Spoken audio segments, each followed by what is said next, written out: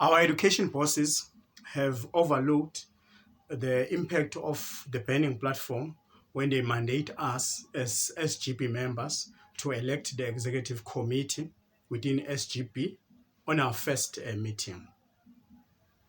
This is one aspect where I have been vilified for muzzling democratic processes at our SGPs.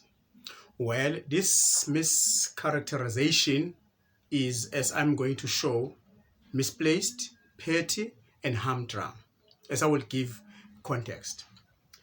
On a descending order, I can support my theory. Actually, I found this very heartwarming. The answer to this theory disarray came from the business schools. Alfred Chandler, business writer, shed a light to this when he delivered the notion that structure follows the strategy. He meant that first get the strategic plan down on paper, and the fitting organization structure will logically follow. Is this direction relevant? During strategy formulation, SGB members can identify their strengths and weaknesses. Also, this new body may not be aware of the full extent implied in each of the office bearer's role. Secondly, where is the rush? The installation of office bearers can even happen on a second, third, or even fourth meeting, as long as operational requirements do allow. And this rush can be attributed as a cause to many of our role conflicts within the school. A third reason is breached around rotation. Your attention is drawn to the fact that the term of office of executive committee members, with the exception of a school principal who's an ex officio, is only a year.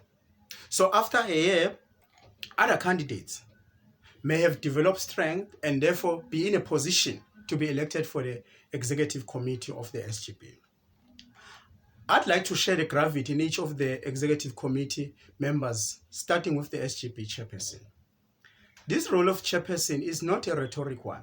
Much is expected from this parent. The incumbent needs to lead the SGPs from both internal and external environment.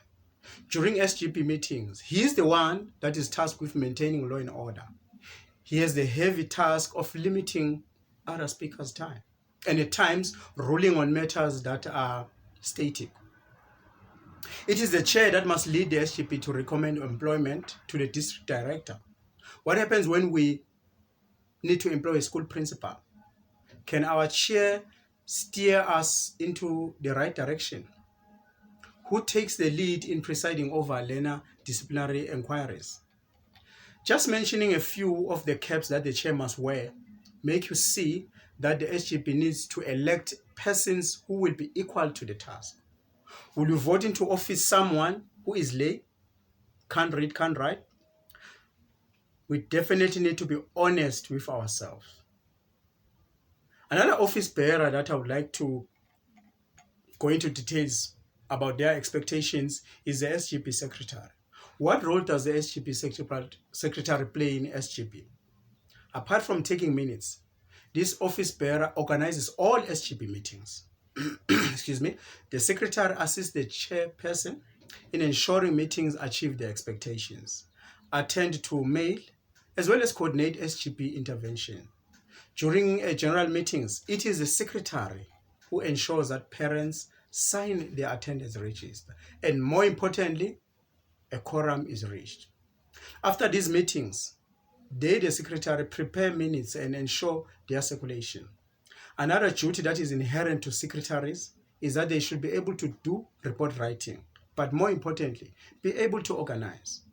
Will you elect someone who hates to write, who hates to read, who is disorganized? What about somebody who can't read nor write? One of the members of the executive of SGPs, and the third one, is the treasurer. The treasurer's role is very important also. This is the chairperson of the finance committee of the school governing body. Figures, estimates, quotations, stats, quotas, management info systems, financial reports, bank statements, you name them, are some of the day-to-day expectations that this particular office bearer needs to engage with, and more importantly, process. What about recommending accountants? Can the SGP elect someone that hates numbers? Irrespective of support, individuals like that will be a liability to the SGP.